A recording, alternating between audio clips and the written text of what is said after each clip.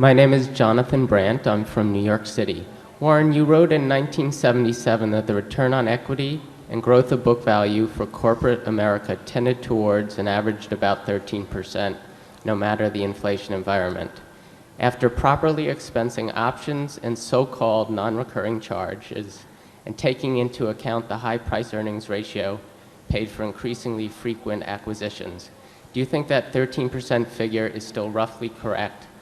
Also, what quantitative method would you suggest that investors use for expensing the option grants of publicly traded firms where there is no realistic prospect for the substitution of such an options program with a cash-based performance incentive plan? In other words, how do you derive the 5 to 10% earnings dilution referred to in this year's Berkshire's annual report? And is it possible that the dilution figure could be even higher than that? Thank you. Okay, thanks, Johnny. Just like Martin Wiegand, John Brandt is the son of a very good friend of mine where we worked together for decades, and John is now an analyst with Ruane Cunniff and a very good one. He says it didn't happen this way, but when he was about 4 years old, I was at the house for dinner with the parents, and he suggested to me after dinner, he said, "How about a game of chess?" I looked at this 4-year-old, and I thought, this is the kind of guy. I said, "Should we play for money?" And he said, "Name your stakes," so I backed off. And we sat down, and after about 12 moves, I could see I was in mortal trouble, so I suggested it was time for him to get to bed. The question about return on equity, it's true. Back in 1977, I believe, I wrote an article for Fortune and talked about this, more or less, this figure of 12 or 13% that return on equity kept coming back to, and explained why I didn't think it was affected by inflation, which was the hot topic of the day very much.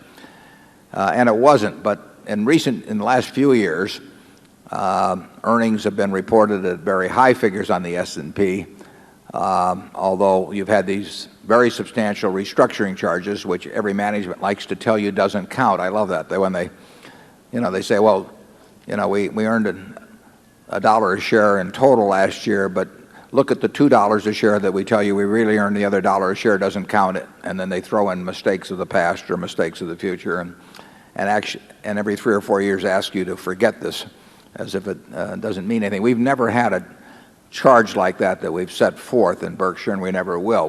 It isn't that we don't have things we do that cost us money in moving around, but we do not ask you to forget about those costs. The report, even allowing for options costs and restructuring charge and everything, return on equity has been surprisingly high in the last few years. And there's a real question in a capitalistic society whether, if long-term rates are 5.5%, whether return on equity can be across the board some number like 18 or 20%. There are an awful lot of companies out there that are implicitly promising you, either by what they say their growth in earnings will be, or various other ways, that they're going to earn at these rates of 20% plus. And I'm dubious about those claims, but we will see.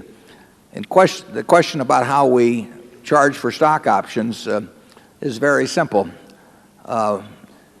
If we look at what a company issues in options over, say, a 5-year period, and divide by 5 because the grants are irregular, or whatever. If there's some reason why that seems inappropriate, we might use something else. But we try to figure out what the average option issuance is going to be.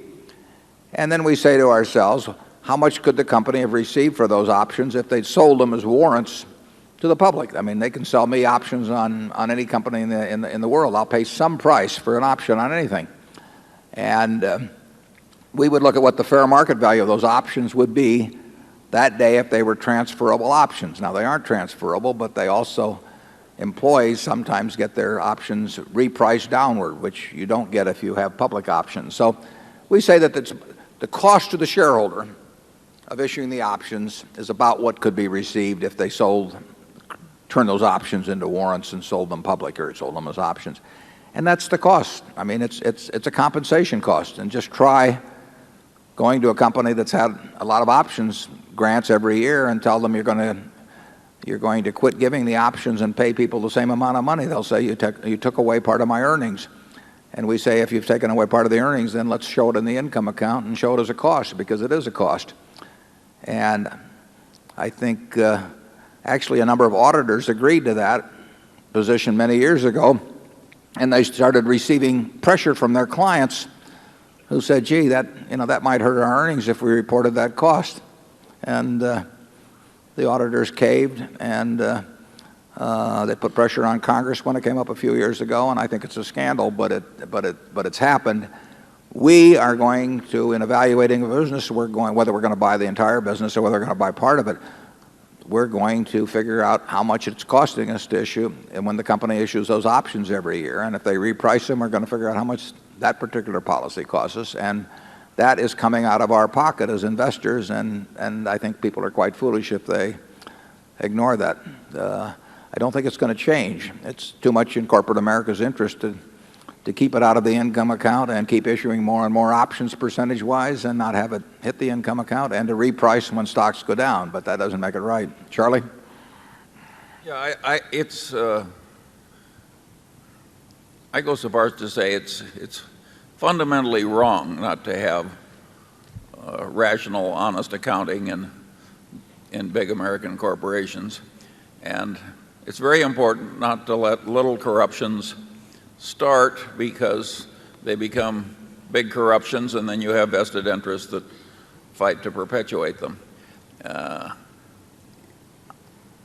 Surely there are a lot of wonderful companies that issue stock options, and that the stock options go to a lot of wonderful employees that are really earning them. But all that said, the accounting in America is corrupt, and it is not a good idea to have corrupt accounting. You can see the problem of the creep in it once it starts. It's much like campaign finance reform. I mean, if you let it go for a long time, the system becomes so embedded in it, and the participants become so dependent upon it that it becomes a huge constituency that will fight like the very devil to prevent any change, regardless of the logic of the situation. I mean, once you get a significant number of important players benefiting from any kind of corruption in any kind of system, you're going to have a terrible time changing it. That's why it should be changed early, and it would have been easier to change the accounting for stock options some decades back when it was first proposed than now, because basically corporate America is hooked on it. This does not mean that we are against options per se. If Charlie and I died tonight, and you had two new faces up here who didn't have the benefit of having bought a lot of Berkshire a long time ago, and they had responsibility for the whole enterprise, it would not be inappropriate to pay them in some way that was reflective of the prosperity of the whole enterprise. I mean, it would be crazy to pay the people at Dairy Queen in options of Berkshire Hathaway, or pay the people at Star Furniture, or any one of our operations, because they have responsibility for a given unit, and what the price of Coca-Cola stock does could swamp their efforts in either direction. It just would be inappropriate. But it would not be inappropriate to pay somebody that's got the responsibility for all of Berkshire in a way that reflected the prosperity of all of Berkshire. And a properly designed option system, which would be much different than the ones you see, because it'd be much more rational, could well make sense for one or two people that had the responsibility for this whole place. Charlie and I aren't interested in that, but I think that you may be looking at two people up here 50 years from now, I hope, that where it would be appropriate. But any option system, should not involve giving an option at less than the place could be sold for today, regardless of the market price, because once management's in control, it can make that decision, and it should reflect the cost of capital.